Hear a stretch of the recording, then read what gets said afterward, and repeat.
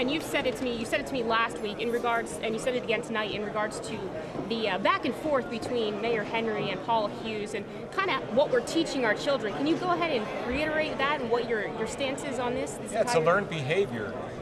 We're teaching them that whoever has the most can win. So if it's the most money or the most influence, and also it's bullying. But you know, I was itching to answer that question, but it wasn't given to me. I wish they'd asked me my opinion on who started it. How do you feel about how the debate went? Do you feel like you were given just as much time as the other two candidates?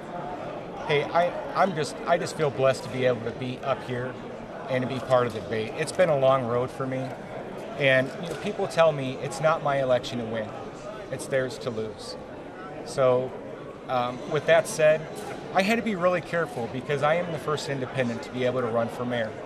And so I couldn't mess it up for somebody else. But I said at the very beginning that I was not going to start that finger pointing back and forth, he said, she said stuff.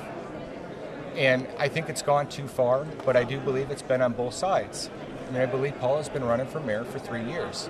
And that's almost the entire time of Mayor Henry's administration. Don't quote me on the 3 years, it just seems that long. And so, I'm sorry. Go ahead. I'm sorry. No, I would have just kept going. Okay. Do you feel like you were used as the middleman or the sounding board or the springboard for these two candidates? No. Tonight on the questions? Yes, sir. No, I didn't feel like I was a buffer at all. I think that they were asking me legitimate questions. I mean, obviously, Mayor Henry's asking me the questions because he's not going to ask DePaulo the questions. But they were legitimate questions, and he's interested in what I had to say. And so I'm comfortable with the fact of I'm comfortable with what we did tonight. What type of legacy are you leaving for independent candidates in the future? You know, what I would really like to do is I'd like to be elected and do what I do best, and that is clean up, straighten up, boost the morale, make it profitable, and unite everyone. That's really the problem in Fort Wayne is the parties are so divided, and that's why they fight like this and embarrass themselves. And then we don't have any progress for 4 years because people's feelings are hurt.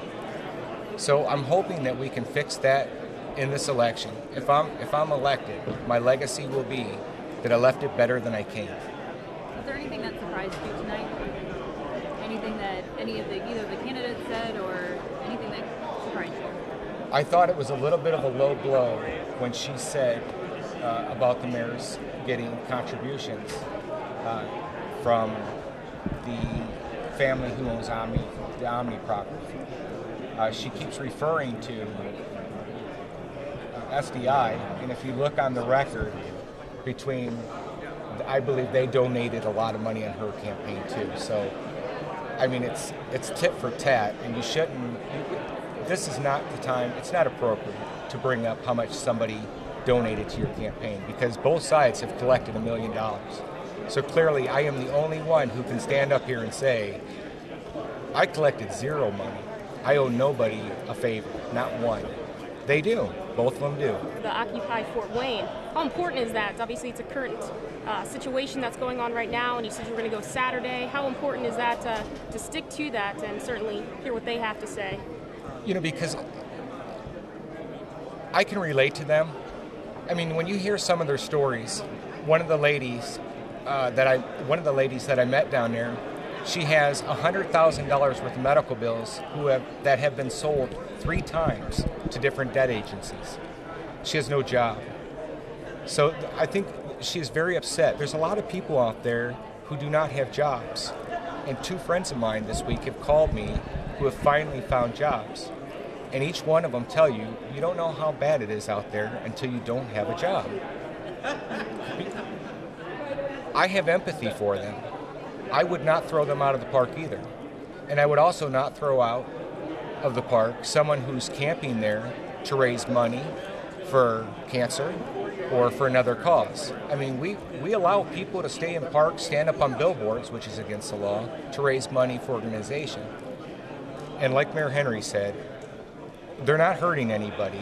They're not tearing anything up. And I can guarantee you, the minute something happened, they would have police action. I'm sure someone's watching them, but that's not our business. That's the city's business.